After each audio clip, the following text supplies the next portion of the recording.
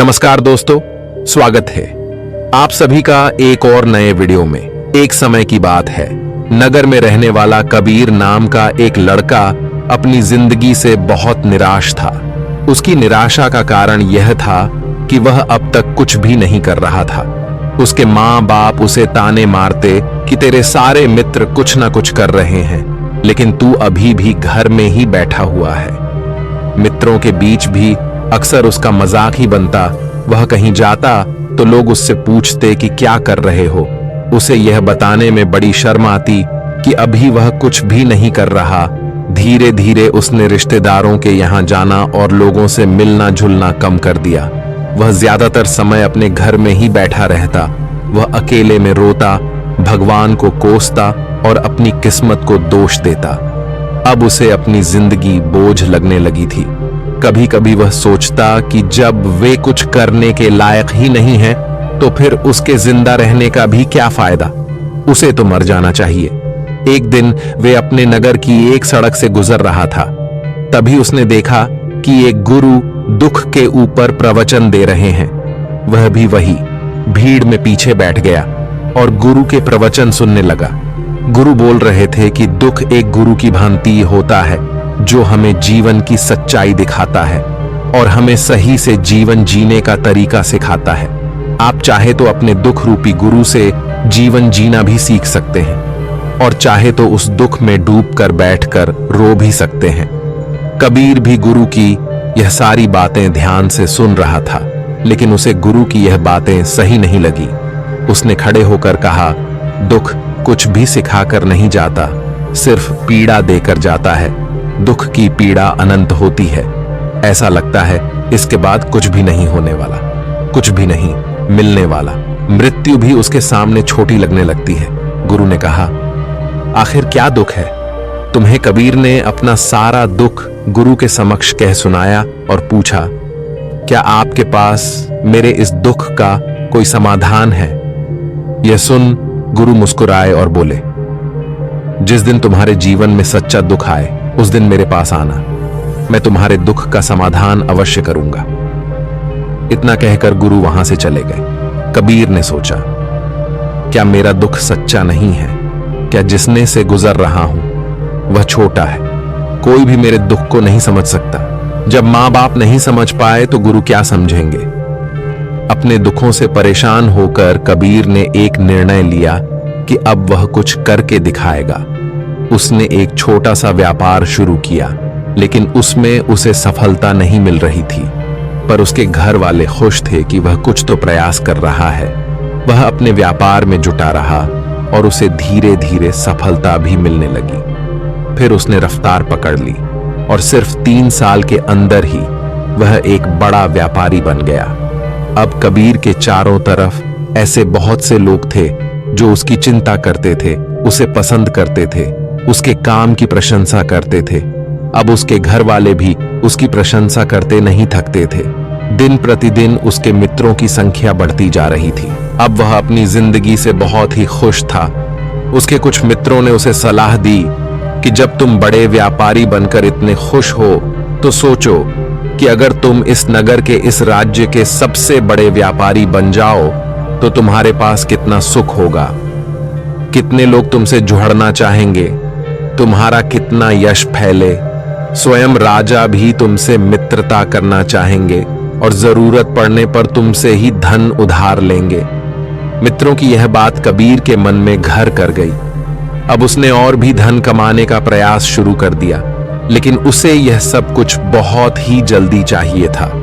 वह सब कुछ प्राप्त करने में अपना ज्यादा समय बर्बाद नहीं करना चाहता था। इसीलिए उसने ऐसे भी कार्य करने शुरू कर दिए जो उचित नहीं थे। उसने बड़ी मात्रा में अपने मित्रों से धन उधार लेना शुरू कर दिया।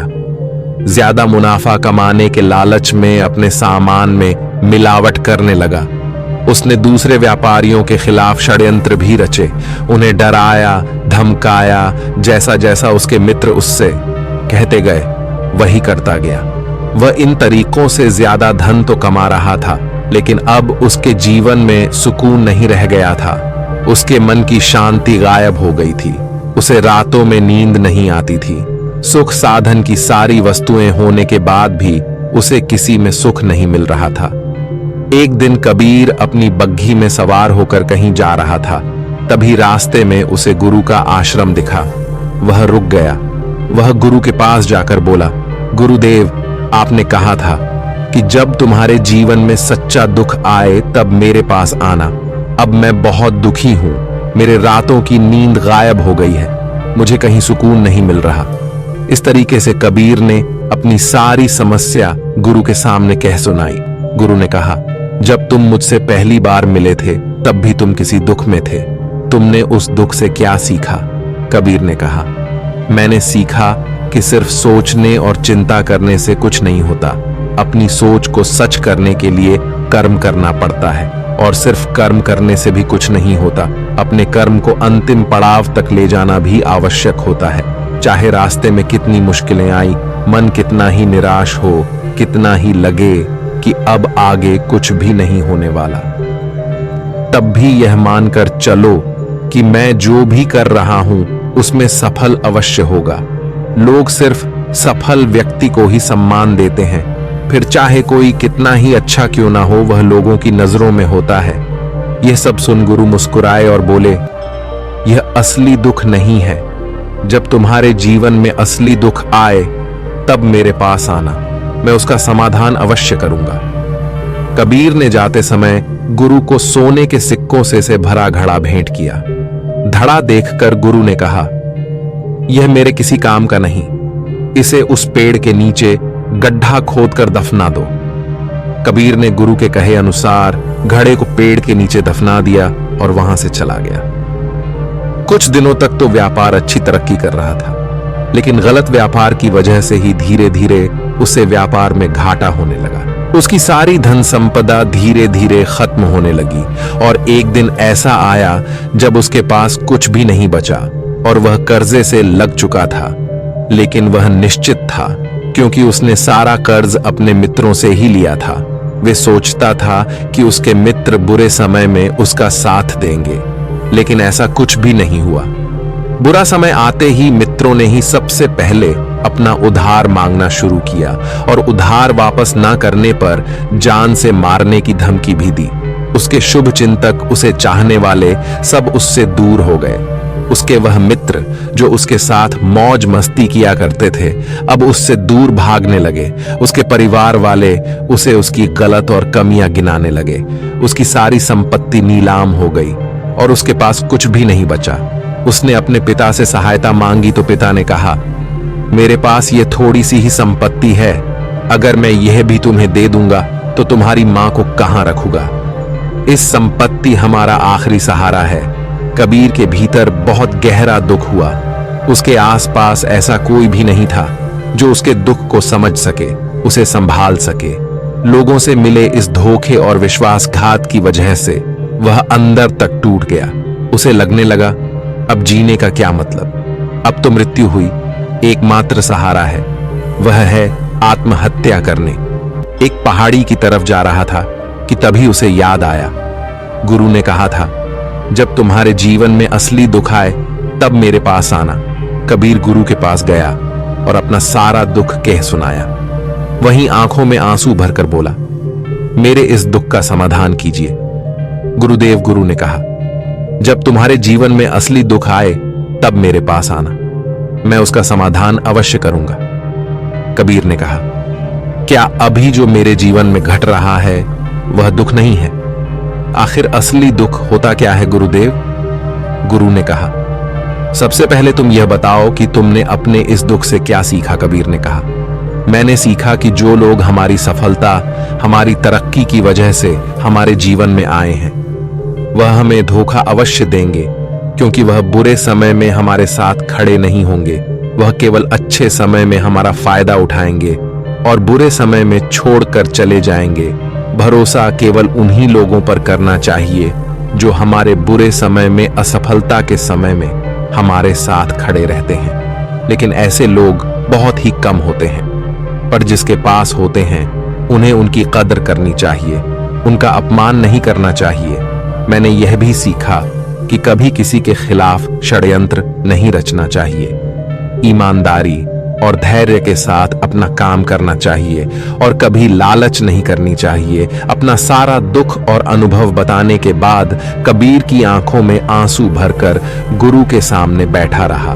थोड़ी देर बाद गुरु उठे और उस पेड़ के नीचे गड्ढा खोदकर वह घड़ा बाहर निकाला जो सोने के सिक्कों से भरा हुआ था और उसे कबीर को दे दिया और कहा, जब तुम्हारे जीवन में असली दुख आए तब मेरे पास आना।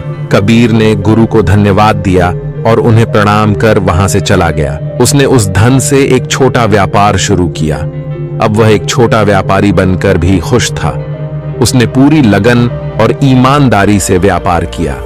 देखते ही देखते वह अपने नगर का फिर एक बड़ा व्यापारी बन गया। उसका जीवन खुशियों और सुविधाओं से भर गया। लेकिन कोई कितना भी अच्छा हो, कितना भी अच्छा काम करें, दान करें, पुण्य करें, लोगों की मदद करें, लेकिन जीवन में दुख तो आता ही है। तो कबीर के जीवन में भी दुख आया। उसके माता पिता की मृत्यु के रूप में वह दोनों एक ही दिन मृत्यु को प्राप्त हो गए। कबीर अपने माता पिता से बहुत प्रेम करता था, इसलिए उसे उनकी मृत्यु से बहुत गहरा आघात पहुंचा। वह उन दोनों के पार्थिव शरीर को शमशान घाट ले गया, जहां उनकी अंतिम क्रिया की गई। वहां उसने अपने माता पिता के शरीर को जलते हुए देखा तो उसका मन बेचैन हो गया। उसके अंदर बहुत से प्रश्न उठने लगे हैं। घर वापस आया तो उसने अपने माता पिता के घर और संपत्ति को देखा, जिसके लिए उसके पिता हमेशा लड़ते रहते थे। आज वह लावारिस पड़ी है। आज उसकी देखरेख करने वाले, उसके लिए लड़ने वाले इस दुनिया से चले गए। उसके पिता ने जो भी कमाया था, जो भी बनाया था, वो सब यहीं रह गया था। एक दिन पहले तक किसी से भी अपनी संपत्ति के लिए लड़ जाने वाले उसके पिता आज खुद इस दुनिया से अलविदा हो गए थे। उसका मन इसी तरह के अनेक विचारों के भन में फंसा हुआ था। उसे अंदर से अकेलापन और डर महसूस हो रहा था। उसे कुछ खालीपन सा महसूस हो रहा था। उसे लग रहा था कुछ तो है जिससे वह समझ नहीं पा रहा। इसीलिए वह गुरु के पास गया। उसे देखते हुए गुरु ने कहा, क्या जीवन में कोई दुख है? कबीर ने कहा, वैसे तो जीवन में कोई दुख नहीं है गुरुदेव, सब सुख है, सब अच्छा चल रहा है, लेकिन आज मेरे माता पिता की मृत्यु हो गई। इस घटना से मेरा मन बहुत दुखी और बेचैन है। गुरु ने कहा, इसमें दुखी होने वाली कौन सी बात है? एक दिन तो सभी के प्रियजनों को मरना ही है। हमेशा जीवित ना तो कोई रहा है और ना ही कोई रहेगा। एक दिन तो तुम्हें भी मरना ही है। हो सकता है कल ही मर जाओ या आज भी मर सकते हो। कबीर ने कहा, यह आप क्या कह रहे हैं गुरुदेव कि मैं भी मर जाऊंगा, पर मैं तो अभी जवान हूं। गुरु ने कहा, इस भ्रम में तो सभी जी रहे हैं कि मृत्यु दूसरों को आती है, बूढ़ों को आती है, लेकिन बूढ़ों के सामने ही जवान मर जाते हैं, बच्चे मर जाते हैं। मृत्यु का किसी की उम्र से कोई संबंध नहीं है, तो सबको अपना बना लेती हैं। गुरु की यह बातें कबीर के मन में घर कर गई और वह चुपचाप वहां से चला गया। लेकिन उसका मन अब भी बेचैन था। अब भी था, वह कुछ खालीपन सा महसूस कर रहा था। वह पूरे दिन अपने बारे में सोचता रहता कि वह कौन है, इस दुनिया में क्यों आया है, क्या सिर्फ चीजों का उपयोग करना और मरना ही जीवन का लक्ष्य है? ऐसे ही बहुत से प्रश्न उसके मन में लगातार उठ रहे थे, लेकिन उसे अपने किसी भी प्रश्न का उत्तर नहीं मिल पा रहा था और उसका दुख दिन प्रतिदिन बढ़ता जा रहा था। इसीलिए कुछ दिनों बाद वह फिर गुरु के पास पहुंचा और बोला, गुरुदेव, मैं बहुत दुखी हूं क्योंकि मैं यह नहीं जान पा रहा हूं कि मैं कौन हूं और इस दुनिया में क्यों आया हूं। यह सुन गुरु मुस्कुराए और बोले, आज पहली बार तुम्हारे जीवन में सच्चा दुख पैदा हुआ है। वास्तव में यही है जो दुख कहलाने के लायक है कि हमें पता नहीं कि हम कौन हैं, क्यों आए हैं, क्या करना है, कैसे करना है। कबीर ने कहा, गुरुदेव, मेरे इस दुख का समाधान कीजिए। गुरु ने कहा, हम सभी इंसान जीवन भर क्या इकट्ठा करते रहते हैं। कबीर ने कहा, हम सभी इंसान जीवन में धन संपत्ति, मान सम्मान, परिवार, मित्र, शत्रु, पद, प्रतिष्ठा इत्यादि इकट्ठा करते रहते हैं। गुरु ने कहा, क्या इन इकट्ठा की हुई सभी चीजों में से एक भी चीज को अपने साथ ले जा सकते हैं? कबीर ने कहा, नहीं गुरुदेव, इनमें से कुछ भी साथ नहीं जाता। मेरे माता पिता के साथ भी कुछ नहीं गया, सब तो यही छूट गया, हर परिवार, संपत्ति, सब कुछ। गुरु ने कहा, अब मेरी बातों को ध्यान से सुनना। इस दुनिया में हमें जो इकट्ठा करना चाहिए वो तो हम कभी इकट्ठा करते ही नहीं। चीजें हमारे सामने ही होती हैं, लेकिन हम उन्हें देखने का प्रयास ही नहीं करते। इस दुनिया में हमें जिस चीज को इकट्ठा करना है वह हम खुद हैं। हमें खुद को इकट्ठा करना है ताकि जब मृत्यु हो तो हम एक हो सके और स्वयं को पहचान सके। हम भीतर से बंटे हुए हैं, हम बंटे हुए हैं प्रेम में, नफरत में, क्रोध में, जलन में, क्रूरता में, धन में, संपत्ति में, पद में, प्रतिष्ठा में, मान में, पहचान में, धर्म में, जाति में, ऐसे ही सैकड़ों हजारों चीजों, और वास्तव में हम बंटे हुए हैं। हम टुकड़े में जीवन जी रहे हैं। इस बंटवारे की वजह से हमारी चेतना कभी एक नहीं हो पाती। हमारी चेतना शक्ति बिखर गई है, इसीलिए हमारे पास इतना भी समय नहीं है, इतनी भी ऊर्जा नहीं है कि हम मुड़कर एक बार अपने भीतर देख सकें। वास्तव में जिस धन की कमी, सुविधाओं की कमी, मान सम्मान की कमी को लोग दुख समझते हैं और जीवन भर उसे दुख बोलकर रोते रहते हैं और उनका समाधान खोजने का प्रयास करते रहते हैं, उन्हें उसका समाधान कभी मिलेगा ही नहीं। क्योंकि जिन्हें लोग दुख कहते हैं वह असली दुख है ही नहीं। वह तो सिर्फ इंसान की चाहत है, उसकी इच्छा है, जिसकी पूर्ति कभी नहीं की जा सकती। इसीलिए यहाँ व्यक्ति को ऐसे दुखों का कभी समाधान मिला ही नहीं। इसीलिए इन सब के ऊपर अगर अपने दुखों का परम समाधान चाहिए तो सबसे पहले अपने आप को इकट्ठा करो। अपनी ऊर्जा को इस संसार से वापस खींच और एकत्रित करो। अपने ऊपर ध्यान दो, खुद पर ध्यान लगाओ। मृत्यु से पहले अपने आप को पहचान लो। ऐसे ही बिखरे हुए मत चलो। कबीर नहीं कहा, तो क्या गुरुदेव, हमें यह संसार छोड़ देना चाहिए, अपनी सभी इच्छाओं को मार देना चाहिए, किसी से प्रेम नहीं करना चाहिए, धन संपत्ति नहीं इकट्ठा करनी चाहिए, मान सम्मान की आशा छोड़ देनी चाहिए?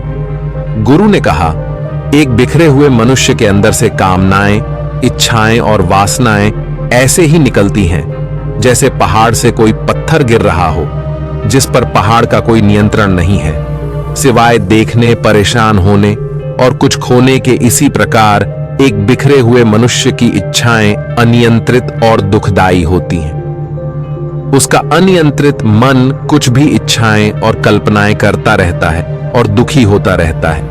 लेकिन जब व्यक्ति एकत्रित हो जाता है तो वह जो भी करता है सब उसके नियंत्रण में रहता है, तभी इच्छाएं भी उसकी इच्छा से निकलती हैं। कबीर ने कहा, गुरुदेव, आपने मेरे सच्चे दुख का समाधान कर दिया, आपका बहुत बहुत धन्यवाद। आज से मैं खुद को एकत्रित करने का प्रयास करूंगा। गुरु ने कहा, मानव शरीर में बहुत ऊर्जा है, बहुत शक्ति है, पर यह बेकार के कामों में बर्बाद कर रह गई है, चीजों में लगी रहती है। यह ऐसा ही है जैसे कि अत्यंत शक्तिशाली मशीन किसी बच्चे के हाथों में दे दी गई हो और वह बिना सोचे समझे, बिना किसी नियंत्रण और जानकारी के बस इसकी शक्ति को कहीं भी बर्बाद कर रहा हो। इसीलिए अपनी चेतना की शक्ति पर ध्यान दो और इसे एकत्रित करो। कबीर को अपने प्रश्नों का उत्तर मिल चुका था। उसने गुरु को धन्यवाद किया और चुपचाप वहां से चला गया। तो दोस्तों, कैसी लगी आपको ये कहानी? आप हमें कमेंट सेक्शन में जरूर बताना, और अच्छी लगी हो तो इस चैनल को सब्सक्राइब जरूर कर लेना। तो चलिए मिलते हैं ऐसी ही कोई नई कहानी। तब तक के लिए अपना ख्याल रखें। धन्यवाद।